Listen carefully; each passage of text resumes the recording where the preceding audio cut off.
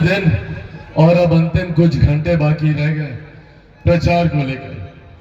इससे पहले देश भर में 2 चरण का मतदान हो चुका है और इन 2 चरण के मतदान में जो जानकारी सामने आई है वो जानकारी आप लोगों के साथ आज यहां साझा करने आया हूं। इस 2 चरण के मतदान के बाद एक बात तय है, एक बात स्पष्ट है कि हमारे मौजूदा प्रधानमंत्री आदरणीय नरेंद्र मोदी जी तीसरी बार देश के प्रधानमंत्री बनने जा रहे हैं, इसमें कहीं कोई संदेह नहीं।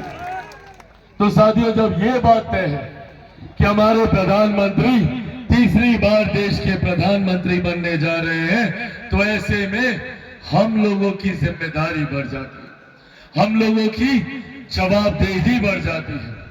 अब हम लोगों को इस बात को सुनिश्चित करना है कि जब प्रधानमंत्री तीसरी बार प्रधानमंत्री पद की शपथ ले तो उनके बगल में आप लोगों की लोकसभा से, मधुबनी जिले से, यहां से जो प्रत्याशी, यहां से जो सांसद हम लोग चुनकर भेजे, वो ऐसा व्यक्ति होना चाहिए जो प्रधानमंत्री के बगल में बैठकर आप लोगों की समस्या का समाधान करने का काम करे। और ऐसे में मेरा विश्वास, मेरे प्रधानमंत्री जी का विश्वास, मेरे मुख्यमंत्री जी का विश्वास, आदरणीय जीतन राम मांझी जी का विश्वास, आदरणीय उपेंद्र कुशवाहा जी का विश्वास, हम सबके पुराने साथी, आप सबके सांसद और एनडीए के लोकप्रिय प्रत्याशी रामप्रीत मंडल जी के ऊपर है। चाहते हैं कि एक बार जोरदार ताली से आप लोग ये विश्वास हमारे प्रधानमंत्री जी को दिलवाएं कि आप लोग इनको भारी मतों से यहां से जिताकर भेज रहे हैं। साथियों, जरूरी है हमारे प्रधानमंत्री का तीसरी बार देश का प्रधानमंत्री बनना। आज से पहले, 1 दशक पहले हम में से कोई नहीं जानता था कि भारत की अर्थव्यवस्था कहां पर है। हम में से कोई नहीं जानता था कि भारत की समस्याओं का समाधान कैसे होगा, भारत एक विकसित देश कैसे बनेगा।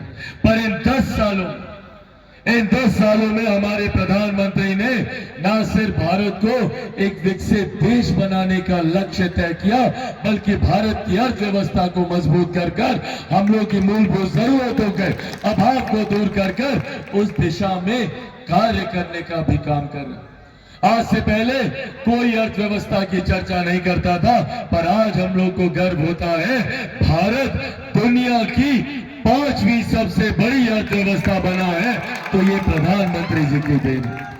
साथियों, जब अर्थव्यवस्था मजबूत होती है तो हर राज्य का राजस्व बढ़ता है, हर क्षेत्र का आर्थिक विकास होने लगता है, हर गरीब व्यक्ति के हाथ में ज्यादा कमाई आने लगती है, हर गरीब व्यक्ति के पास वो मुख्य धारा के साथ जुड़ने लगता है, प्रति व्यक्ति आय में इजाफा होने लगता है। और इसी का परिणाम है कि देश भर में पिछले 10 सालों में 25 करोड़ लोग मुख्य धारा के साथ जुड़ने का काम किए हैं, गरीबी रेखा से बाहर निकलने का काम किया। ये एक बड़ी आबादी है, 25 करोड़ लोगों की, जो गरीबी रेखा से बाहर निकले। कल को हम लोग भी गरीबी रेखा से बाहर निकलने के लक्ष्य को प्रधानमंत्री जी के साथ मिलकर तभी तय कर पाएंगे जब हर लोकसभा में प्रधानमंत्री जी की सोच को साधने वाले सांसद केंद्र में, भारत की संसद में उनके हाथ को मजबूत करने का काम करें। और छोटी छोटी जरूरत है, पर सोचिए कितनी जरूरत है इन कार्यों को धरातल पर उतरने की। महिलाओं के लिए आज से पहले किसी प्रधानमंत्री ने चिंता नहीं की, आज उनके सम्मान की चिंता करते हुए प्रधानमंत्री जी ने बहुत छोटी पर उस महिला के लिए सबसे ज्यादा जरूरी जरूरत को पूरा करने का काम किया, शौचालय बनवाकर। आज महिलाओं के स्वास्थ्य की चिंता कर उज्ज्वला योजना देने का काम किया। ये वो बुनियादी जरूरत है जो आने वाले दिनों में हम लोगों को मुख्य धारा के साथ जोड़ने का काम करेगी। आज कोई गरीब परिवार, कोई गरीब व्यक्ति आर्थिक अभाव में इलाज से वंचित ना रह जाए। हमारे प्रधानमंत्री जी ने आयुष्मान योजना के तहत हर गरीब व्यक्ति को 5 लाख रुपए तक का मुफ्त इलाज देने का प्रावधान किया। ये सोच उस विकसित देश बनाने की दिशा में है। भारत विकसित देश तब बनेगा जब भारत का हर एक राज्य, बिहार जैसा राज्य जब विकसित बनेगा, जब बिहार का हर एक जिला विकसित बनेगा, जब हमारा हर एक प्रखंड, हर एक पंचायत और जब हम लोगों का हर एक गांव विकसित गांव बनेगा, तब 2047 में भारत एक विकसित देश बनेगा। इस दिशा में हम लोग और हमारी सरकार काम करने का प्रयास कर रही है।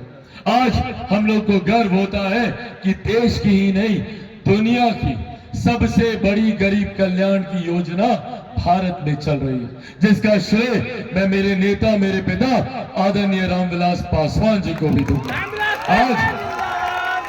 आज प्रधानमंत्री गरीब जन कल्याण अन्न योजना के तहत देश में 81 करोड़ लोगों को मुफ्त में राशन दिया जा रहा है। ये सोच हमारे प्रधानमंत्री आदरणीय नरेंद्र मोदी जी की है। साथियों, पर जहां एक तरफ हम लोग गरीब कल्याण की योजनाएं बनाकर गरीबों को मुख्य धारा के साथ जोड़ने का काम कर रहे हैं, तो वहीं विपक्षी दल के नेता, विपक्षी दल के गठबंधन के तमाम दल हम लोगों से हमारा हक अधिकार छीनने की भी योजना बना रहे। जितनी गरीब कल्याण की योजना है, कांग्रेस हो, राजद हो, उनके तमाम घटक दल हो, उनमें से कोई नहीं चाहता कि इन योजनाओं को धरातल पर उतारा जाए। ये वही लोग हैं जिन्होंने 90 के दशक में घर से मां, बहन, बेटियों का निकलना मुश्किल कर दिया था। ये वही लोग हैं जिन्होंने 90 के दशक में किसी सभ्य परिवार को बिहार में रहने नहीं दिया। सबसे ज्यादा पलायन उस वक्त हुआ, लोग अपने माँ बाप, बहन, बेटी, भाई को छोड़कर दूसरे राज्यों में जाने के लिए मजबूर हुए और आज 2-2, 3-3 पीढ़ी उनकी दूसरे राज्यों में रह रही है और जब वो अपने राज्य में वापस आते हैं तो उन्हें प्रवासी कहा जाता है। ये वो दौर था जब लाठी में तेल पिलाकर हम लोगों के ऊपर अत्याचार करने का काम ये राजद, कांग्रेस के लोग किया करते थे।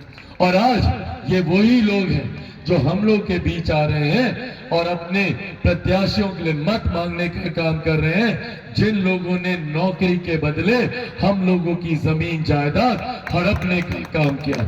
और आज बोलो, एक सुनियोजित तरीके से हम लोगों की जमीन जायदाद हड़पने की सोच ये लोग बना रहे हैं। आप सब लोगों ने सुना होगा, इनहेरिटेंस टैक्स की आजकल बात हो रही है, विरासत पे टैक्स। कांग्रेस, राजद, इनके तमाम सहयोगी घटक दल विरासत पे टैक्स लगाने की सोच रख रहे हैं। क्या है ये विरासत पे टैक्स? कोई गरीब किसान, कोई गरीब मजदूर, किसान की छोटी जमीन हो, मजदूर की कोई संपत्ति हो, या हमारी माँ बहनों का जो जेवर गहना है जो ये लोग अर्जित करके संभाल के अपने पास रखी है, उसको हड़पने के लिए कांग्रेस की सरकार, राजद की सरकार एक कानून बनाने जा रही है, जिस कानून के तहत विरासत पे अब टैक्स लगेगा। कितना लगेगा? 55%। आप लोगों की जितनी जमीन है, छोटी जमीन हो, बड़ी जमीन हो, जो भी है, आपके जाने के बाद जो जमीन आपके बेटा बेटी को मिलना चाहिए था, वो आप लोगों से लेकर उसका 55% हिस्सा ये लोग केंद्र से, ये लोग अपनी सरकार में सरकारी संपत्ति के तहत कांग्रेस और राजद के लोग हड़पने की सोच रख रहे हैं। रखी है ना थोड़ा बहुत, वो भी ले लेगा ये लोग। ये लोग कोई जेवर आप लोगों के पास रहने नहीं देगा। ये सोच के साथ कांग्रेस के लोग, राजद के लोग, इनके तमाम घटक दल के लोग इस सोच के साथ आगे बढ़ रहे हैं। ये लोग नहीं चाहते कि आप लोगों को किसी गरीब कल्याण योजना का लाभ मिले। आएगा तो जो 5 लाख रुपए का जो इलाज मिल रहा है वो छीन लेगा, जो आप लोगों को उज्ज्वला, गैस, शौचालय सब छीन लेगा। यहाँ पर हमको बताइए कितने लोगों को 5 किलो राशन मिलता है? यहाँ पर किस किस को मिलता है? हाथ उठाकर बताइए। मिलता है ना राशन? ये राशन ये लोग रोक देंगे। ये लोग नहीं चाहता है कि गरीब लोग मुख्य धारा के साथ जुड़े। इस सोच के साथ ये लोग आगे बढ़ने का काम कर रहे हैं और अपनी इस सोच को छुपाने के लिए झूठ और डर फैलाने का काम राहुल गांधी, तेजस्वी यादव ये लोग करने का ये लोग काम करते हैं। क्या बात करते हैं ये लोग? बार बार कहेगा कि भैया संविधान खत्म हो जाए, लोकतंत्र की हत्या कर दी जाएगी। ये लोग लोकतंत्र की बात कर रहे हैं जिन्होंने सन 75 में आपातकाल लगाकर सही मायनों में लोकतंत्र की हत्या करने का काम किया। आज ये लोग लोकतंत्र के संरक्षक बनने का काम कर रहे हैं। ये लोग बोल रहे हैं संविधान खत्म कर दिया जाएगा। क्यों करेगा भैया कोई संविधान खत्म? डॉक्टर बाबा साहेब भीमराव अंबेडकर जी का बनाया हुआ संविधान है। दुनिया की कोई ताकत नहीं है जो भारत के संविधान को खत्म कर सके।